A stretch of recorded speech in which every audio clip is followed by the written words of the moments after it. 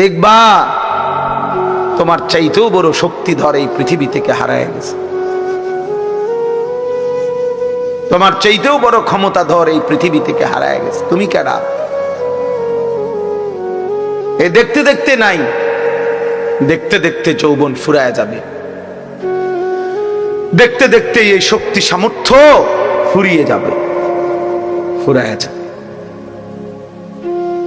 আশ-শাবাবু বাইনা দু'ফাইন, এক বড় বুজুর্গ বলছে, যুবক তুমি মনে রেখো, তুমি দুই দুর্বলতার মাঝখানে আছো। তোমার শিশুকাল দুর্বল, তোমার বৃদ্ধকাল দুর্বল। দুই দুর্বলতার মাঝখানে অল্প কিছু সময় তুমি শক্তি নিয়ে আসো। সেই শক্তির সময়টাই হচ্ছে যৌবনকাল। যদি কিছু করতে হয় শক্তির টাইমেই করো। নিজেকে গড়লে শক্তি থাকতেই গড়ো, নিজের আখিরাত সাজাইলে শক্তি থাকতেই সাজাও। হয় তুমি পিছনের দিকে শিশুকালে আর যাইতে পারবা না, আর বৃদ্ধকালে পৌঁছে গেলে দুর্বল হয়ে যাবে, তখনও আর পারবা না, অথবা কবরে চলে যাবে। এই জন্য 17 বছরের, 18 বছরের, 20 বছরের ছেলে তোমাদেরকে বলি, বাপ এত অল্প বয়সে যদি আল্লাহ পাকের এত বড় নাফরমান হও, মাত্র 18 বছর বয়সেও যদি তুমি আল্লাহকে এইভাবে না চিনো, 18 বছর 20 বছর বয়সেই যদি তুমি একটা সেজদা দিতে মন না চায়, আরে জানোয়ার তুই 60 বছর পর্যন্ত যাইতে যাইতে তোর অবস্থা কি হবে? বেঈমান, এই বেঈমান, এই নিকৃষ্ট, তোর হালাত কি হবে?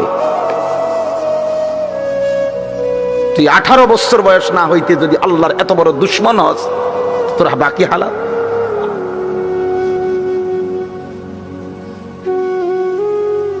বিশ বছর না আইতে যদি তুই এত নারী দেখে ফেলো, এত উলঙ্গ ছবি দেখো, জানোয়ার, বাকি জীবন তাহলে কি দেখবা? হাইওয়ান বলো, বাকি হায়াত কি দেখবা? তাহলে যা দেখার তো সব দেখে এলাইছো।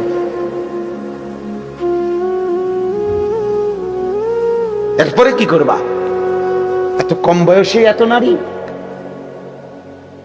এত অল্প বয়সে এত উলঙ্গ ছবি দেখে ফেললা, এত অল্প বয়সে চরিত্র এভাবে নষ্ট করে ফেললা যে নারী ছাড়া, ছবি ছাড়া, জেনার দৃশ্য ছাড়া, বন্ধুদের অসৎ আড্ডা ছাড়া।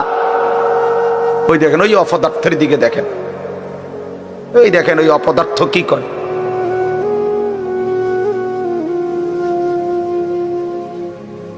এই জন্য বললাম ভাই, ভাবতে শেখো বাবা, বাকি হায়াত কি করবা? বাকি হায়াত কেমনে চলবে? তাইলে এত কম বয়সে যদি কেউ এত চরিত্রহীন হয়, তার সামনের হালাতটা কি বলে? 40 বছর পৌঁছতে পৌঁছতে তার অবস্থা কি হবে? 60 বছর, 365 দিন, যে কোনো দিন খোদার 1 বছরে ফজরের নামাজ পড়ে নাই, পরে আর আল্লাহ মনে করাই দিবে কে? হ্যাঁ, বুঝো নাই ভাইয়া? 1 বছর যারে আল্লাহ ভুলাই গেল, তো তোমারে আর মনে করাবে কে? কে আছে তোমার এরপরে? আর যে সময় তোমার মাথার উপরে বাবা, দাদা, তাদের ছায়া আছে, তখনই যেহেতু তুমি আল্লাহ ভুলে গেছো, তো যখন তোমার বাপ মরে যাবে, দাদা মরে যাবে, মা মরে যাবে, তখন তোমারে আল্লাহর কথা মনে করাই দিব কে? তোমারে আখিরাত মনে করায়।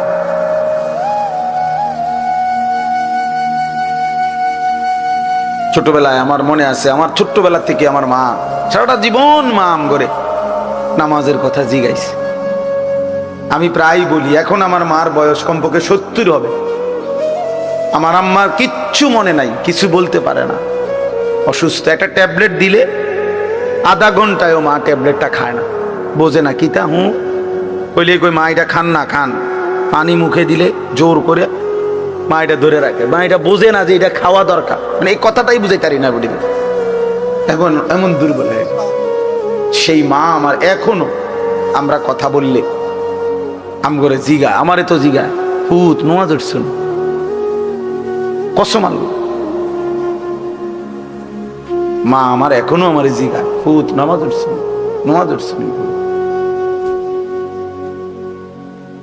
মা আমারে সবসময় বলে, এখনো বলে, মা ভূত কতখানে ওয়াজে যাও, মানুষের লগে চাইও টাকা পয়সা লইয়া, ঝামেলা করো না।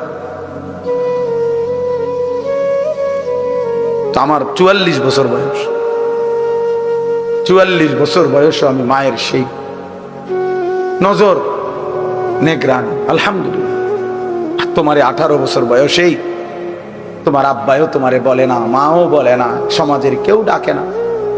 তোমার পতন, তোমার ধ্বংস, তোমার বরবাদি, তুমি নারী দেখতে দেখতে ধ্বংস হয়ে যাইতেছ, ছবি দেখতে দেখতে বেঈমান কাফেরদের মতো সাজতে সাজতে সাজতে সাজতে, চুল পান, শার্ট পোশাক লেবাস, চলা ফেরা উঠা বসাতে কাফের মুশরিকদের মতো হতে হতে ধীরে ধীরে একটা সুন্দর ছেলে, একটা সুন্দর জওয়ান মুসলমানের একটা তাগড়া ছেলে চোখের সামনে কি হয়ে যেতেছে, নষ্ট হয়ে। এই সমাজ তাকায় তাকায় দেখতেছে। বুঝছেন নি চাচা? ব্যাপারটা চিন্তা করে দেখেন তো চাচা, বিষয়টা কি ভাইয়া? একটা ছেলে বলো বাপ,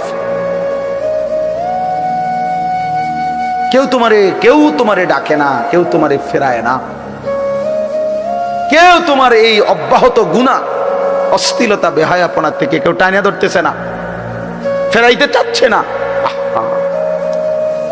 মনে হয় যেন চোখের সামনে জাহান্নামের আগুনের দিকে যাচ্ছে, ধাও ধাও আগুনের দিকে, সবাই যেন দেখতেছে ঠিক আছে আগাও, চলো।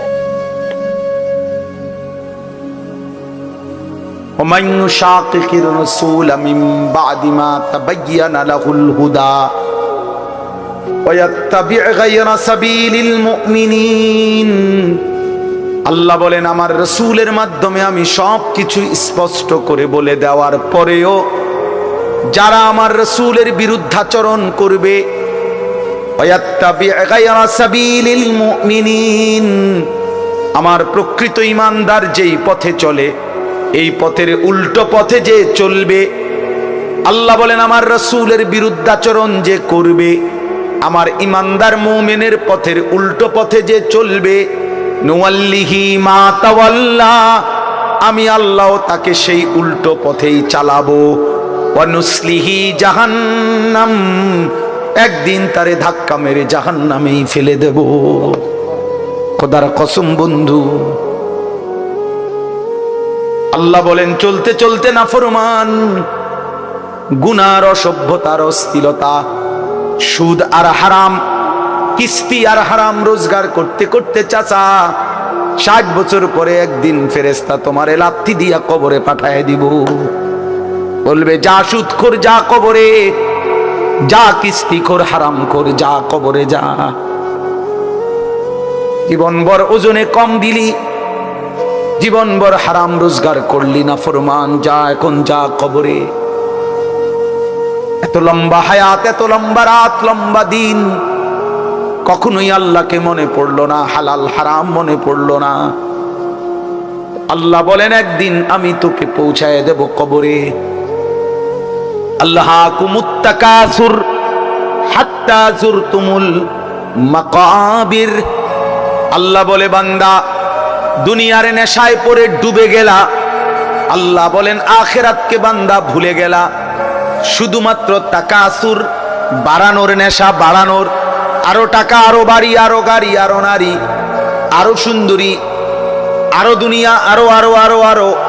আল্লাহ বলেন বাড়াইবার এই পাগলা নেশা তোমারে দুনিয়ায় ডুবায়া দিল, আখিরাত ভুলায়া দিল। হাত্তা যুরতুমুল মাকাবির, এরই মাঝে কিন্তু একদিন বান্দা সত্যিকারে ঠিক ঠিক একদিন তোমার মোলাকাত হবে কবরস্থানে। হাত্তা যুরতুমুল মাকাবির, চিরেই তুমি পৌঁছে যাবে, সাক্ষাৎ হবে কবরস্থানে। কাল্লা সাউফা তা'লামুন, তাফসীরে লিখছে ফিল কবরে, আল্লাহ বলেন সেই কবরে পৌঁছলেই আমি আল্লাহ তোমাকে জানায় দেব বান্দা আমার একটা একটা নাফরমানির শাস্তি কি। কি মনে করছো বান্দা, ভাত দুগা খাওয়াইছি দেখা নাফরমান, তুই মনে করছো আমি আল্লাহ তোরে দেখি নাই না? বেটা আমি তো ভাত তরকারি, বেটা খাদ্য খাবার তো আমি কুত্তারও খাওয়াই, বেটা তোরে খাওয়াবো না কেন? তোরে আমি ভাত খাওয়াইছি দেখা, তোরে আমি ঘুম পাড়াইছি, তোরে আমি পেশাব পায়খানা করতে দিছি, তোরে আমি কিছু বলি নাই, দুনিয়ায় ছেড়ে দিছিলাম বান্দা, আমি তো সব বলেই দিছি। ইন্না হাদাইনাহুস সাবিলা, আল্লাহ বলেন চলার রাস্তা তো আমি দেখায় দিছি। রাসূল পাঠাইছি, উলামা পাঠাইছি, আউলিয়া পাঠাইছি, ইমাম পাঠাইলাম, খতিব পাঠাইলাম, ওয়াইজ পাঠাইলাম, বক্তা পাঠাইলাম, কোরআন পাঠাইলাম, সুন্নাহ পাঠাইলাম। আমার রাসূলকে দিয়ে 23টা বছর লাগাইয়া এতভাবে বলে দিলাম, এর পরেও বান্দা তুমি কোনোভাবে পাত্তা দিলা না। ঠিক আছে বান্দা, কবরে আইসো, তখন মনে করবা, বুঝবা আমি আল্লাহ কেমন জিনিস।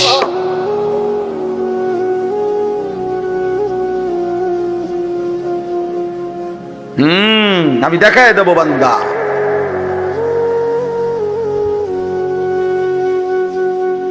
আমি দেখায় দেব। তুমি জানো না বান্দা আমি কি পরিমাণ ক্ষমতাবান। আল্লাহু আজিজুন যুনতিকাম, আল্লাহ তাআলা বলেন আল্লাহ বড়ই ক্ষমতাবান, প্রতিশোধ গ্রহণকারী। যুনতিকাম শব্দের অর্থ হলো প্রতিশোধ গ্রহণকারী। আল্লাহ বলেন আমি প্রতিশোধ নেব। এই শব্দ ডাইরেক্ট বলছে, আমি প্রতিশোধ নেব। আমার একটা লোকমা ভাতের হিসাব নেব, আমার এক ঢোক পানির হিসাব আমি নেব বান্দা, আমার প্রতিটা নিঃশ্বাসের হিসাব নেব। সুম্মা লাতুসআলুন্না ইয়াউমাইদিন আনিন নাঈম, আমার প্রতিটা নিয়ামতের হিসাব নেব। এজন্য প্রিয় বন্ধু আমার, বাপ আমার, দয়া করে আল্লাহর ওয়াস্তে বাবাদেরকে বলি, যুবক ছেলে তোমাদেরকে বলি, আমাকেও বলি, আমরা সবাই মিলে আল্লাহর দিকে ফেরা দরকার। কার দিকে? একটা ছেলে হইলো মাইনো, ভাইয়া নষ্ট করে দিও। এই ভাই, প্রিয় কিশোর মনে রাখো, নিজের ভালো কুত্তাও বোঝে। একটা কুকুররে যদি কেউ লাঠি আলগি দেয়, এই কুত্তাটাও ওটা বোঝে যে এটা দিয়ে আমার যদি বাড়ি দেয় আমার ক্ষতি হবে, এই জন্য কুত্তায় দৌড় মারে, ঠিক না? তাহলে নিজের কমপক্ষে নিজের ভালো, নিজের সেফ, এটা কুত্তাও বোঝে, এটা জানোয়ারও বোঝে। তো তুমি বোঝো না ভাইয়া, তুমি এদুরও বোঝো না? তোমার এই রাত দিন নারী দেখা, ছবি দেখা, উলঙ্গ দৃশ্য দেখা তোমার এই জাহান্নামের আগুনে পোড়াবে, এদুরও বুঝলা না? তোমার এই লাগাতার নামাজ না পড়া এই জীবন যে তোমার শেষ পর্যন্ত জাহান্নামে নিবে, এদুরও বুঝলা না? হায় হায় হায় হায়, নিজের ভালোটাই তো কমপক্ষে বুঝলা না। কেমনে বললে বুঝবা? আমি তো আমার সবটুকু চেষ্টা করি, আমার জিন্দিগির ফিকির এটা মিশন।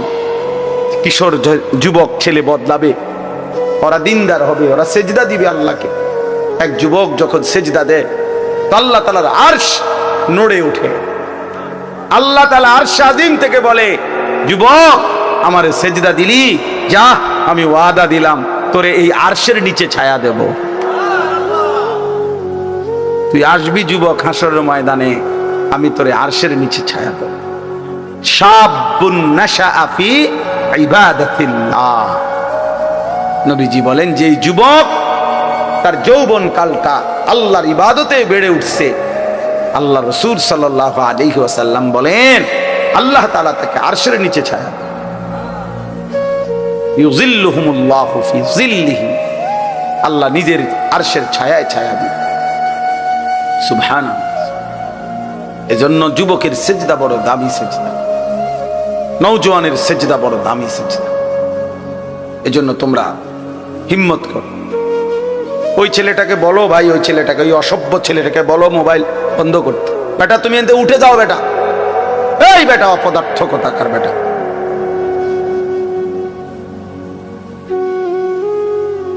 চিন্তা করছেন নি? ওরে দুইবার বললাম। আর এইটাই জীবন। কিছু ছেলে পেলের জীবন এমন, এরা এত শক্ত হয়।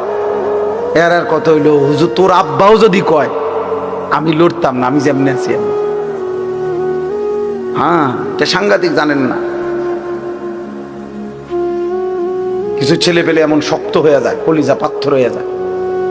এর কথা হইলো, যা বেটা তোর বেটা এতে কত বালা হুজুর কইছে বেটা, এতে আরো কত মোটা তাজা হুজুর দেখছি, আমার লড়াইতে আসছে না। 1.5 বিঘা হুজুর আইছে, আমার মতো বাটফারের লড়াই, বুঝেন? আস্তাগফিরুল্লাহ, আস্তাগফিরুল্লাহ। রাগ হইও না বাপ, আমি না বললাম আমি ফেরাইতে চাই, এই জন্য আমি একটু শক্ত, নাহলে আমি তো আর এনে এমন না যে কাজে লাগছি আইয়া এই কারণে সেতায় কতক্ষণ দমকাই ফেললাম। এ তো ঝগড়ার জন্য না, আমার এই মাকসাদই হলো তুমি কেন সেজদা করবা না, নামাজ কেন করবা? কমপক্ষে এটা তো বোঝা উচিত যে আমি আল্লাহর সাথে আমার রাগ কিসের। এটা তো কোন যুক্তিতে ভাই একেবারে সামান্য বিবেকও যদি থাকে, আল্লাহর সাথে রাগ করব কেন? তিনি আমার সব কিছু দিছেন, ঠিক না? আল্লাহ আমার সমস্ত প্রয়োজন পূরণ করতেছেন, যে আমারে সব দিল এবং আমি ডাকলেও দেয় না ডাকলেও দেয়, এমন মালিক আমি পাবো কোথায়? মা গাররাকা বিরাব্বিকাল কারীম, আল্লাহ বলে বান্দা বলো না এমন মেহেরবান মাওলা আমার মতো দয়ালু রব থেকে কে তোমারে ধোঁকা দিল? এমন মালিক কই পাবা বান্দা, এমন মুনিব কই পাইবা, কই পাইবা? হাদিসে আছে নবীজি সাল্লাল্লাহু আলাইহি সাল্লামকে আল্লাহ তাআলা বলছে, বন্ধু আমার কোন বান্দা যদি 90 বছর পরেও জীবনের সব গুনাহ ছেড়ে দিয়ে আর করবে না ওয়াদা দিয়ে, 90 বছর বয়সেও যদি রাতের অন্ধকারে কোনো দিন চোখের পানি ফেলে, এক ফোঁটা চোখের পানি ফেলে গুনাহ ছেড়ে দিয়ে আর করবে না ওয়াদা দিয়ে আমার কাছে যদি মাফ চায়, দোস্ত আমি ওয়াদা দিলাম কসম বন্ধু, আমি এমন 90 বছরের বুড়া তার গুনাহ সব মাফ করে দেব। কুল ইয়া ইবাদিয়াল্লাযীনা আসরাফু আলা আনফুসিহিম লা তাকনাতু মির রাহমাতিল্লাহ। রব্বুল আলামিন বলেন, বন্ধু বলেন, ও আমার বন্ধু আপনি বলে দেন, হে আমার বান্দা, আল্লাহ বলতেছেন আমার বান্দা শোনো না, তোমরা যারা এই পরিমাণ গুনাহ করেছো যে নিজের জীবনটাকে জুলুম করে শেষ করে ফেলেছো, জীবনে বলতে কোনো নেকি নাই, ডানে বামে কোনো নেকি নাই, গুনায় গুনায় ভরা জীবন তোমাদের পুরা ডুবে গেছে। আল্লাহ বলেন বান্দা গুনার সমুদ্রেও যদি হাবুডুবু খাও, সেখান থেকেও যদি কোনোদিন আমি আল্লাহকে মনে পড়ে, তাইলে যদি গুনাহ ছেড়ে দিয়ে আর করবা না ওয়াদা দিয়ে আমি আল্লাহর দিকে এক কদম ফিরে আসো বান্দা। আর যদি বলো মাওলা জীবনভর আমি আপনাকে নারাজ করেছি, আর করব না মাওলা, আপনার নাফরমানি করব না মাওলা, আমি তওবা করলাম মাওলা, গুনাহ ছেড়ে দিলাম, আল্লাহ বলেন লা তাকনাতু মির রাহমাতিল্লাহ, আমার গুনাহগার নাফরমান বান্দা আমি আল্লাহর রহমত থেকে নিরাশ হইও না বান্দা।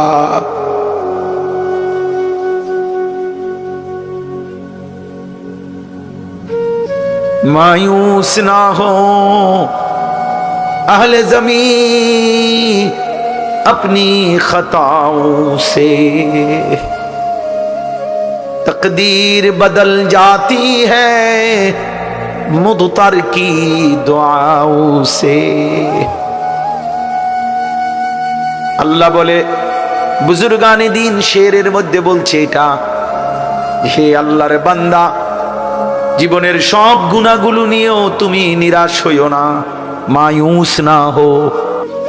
ব্যাপক মানুষ দিয়ে করব, আমার তো এর দ্বারা কোনো ফায়দা নাই।